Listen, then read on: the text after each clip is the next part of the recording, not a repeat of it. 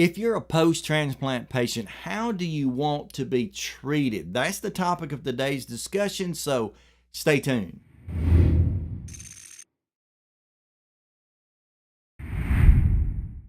Hey folks, welcome to Transplant Helper Today. My name is Jim Merle. Let me go ahead and ask you, if you would, if you've not already subscribed to this channel, how about go ahead and hit the subscribe button right beneath this video so I can continue to attempt at least to provide you with content which will hopefully advocate, educate, and motivate you as a transplant patient. Now, right into our topic of discussion today. If you're a post-transplant patient, how do you want to be treated by everyone around you? Now, let me say in the beginning of this, before I get in the thick of this, that I have to admit all of us pre-transplant, and especially for the first few weeks or maybe even months post-transplant, probably want and desire the same things. And that really consists of those who are concerned about us most, showing us love, compassion, empathy, and sympathy in the way that we're having to live. Because we have to admit that post-transplant life can be very different from what pre-transplant life is. Is it a great life? Absolutely. Is it a wonderful gift? Absolutely. I don't argue that.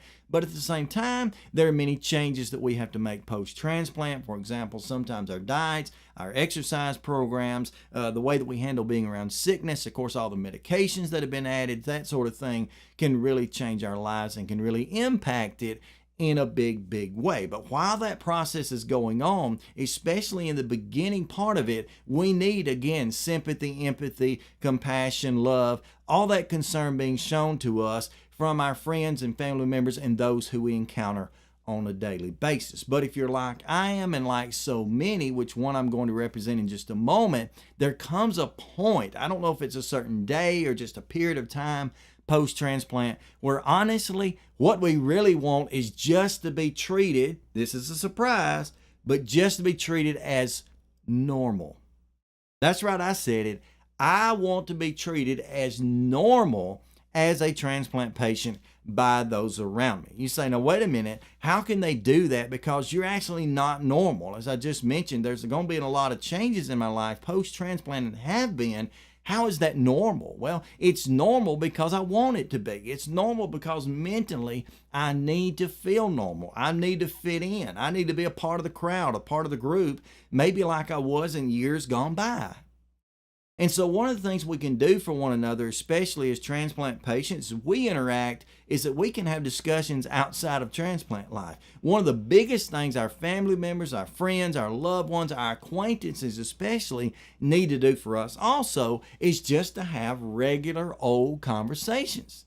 Just to have normal times, not to always be focused on our transplant, not to always be bringing that to the forefront of our minds, because to be honest with you, sometimes we all just want to forget. We want to set it aside. Not that we won't care for ourselves, but mentally, we sometimes need a break. Now, let me back up just a little bit. I was talking to a friend of mine the other day via Facebook, and I really don't remember how the conversation came up, but Mark A. Barber, yeah, Mark, I'm talking about you again. He's come up in the program a number of times. Mark A. Barber is at this point about 2 years outside a heart transplant. And Mark made a statement. I can't quote it directly, but basically he's an athlete. He's a cyclist and a runner and all of this. He basically made a statement that I want to be able to go out with my friends and spend time riding a bike, going for a run, whatever, and not be asked if I'm okay. Not be asked if I'm feeling okay or if I feel fine or whatever the case is, how I'm doing. Mark, I feel you, brother. I'm in exactly the same boat, and probably most of you watching this program are. We want to be treated normal. We want to have conversations with other people, especially with our peers and those who we've known for years gone by, where it does not include our health, where it does not include how we are. Because although we appreciate your prayers, your love, your compassion and all, there comes a point where sympathy and empathy for us can be basically taken as pity. And we do not want pity. And this goes for anyone who's critically ill or terminally ill or whatever. It doesn't have to be transplant, but anyone who's gone through such a traumatic time, especially if they're doing pretty well, do them a favor. Let them have moments in time where they're able to let loose and forget. Now, I've got a good friend of mine that I bump into on a pretty regular basis, and I'll just tell you, I love him to death. but every time I see him, the first thing out of his mouth is, "Are you okay? How are you feeling today?" Well, basically, I feel like you do, okay?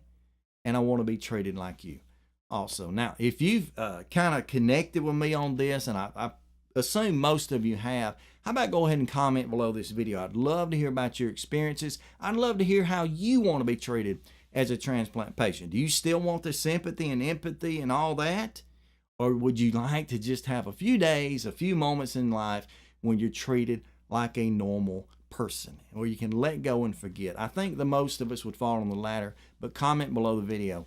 I'd love to hear about it. Now, if this video today or any other has helped you in any way, how about go and hit that big thumbs up button, that like button, subscribe to this channel, maybe even hit the bell notification, and especially share it out to your family, to your friends, and this part is just for them. Treat your loved one as normal, and I promise you they'll love you in return for it. Now, this is all I've got to say today, so until next time, stay stronger, friends.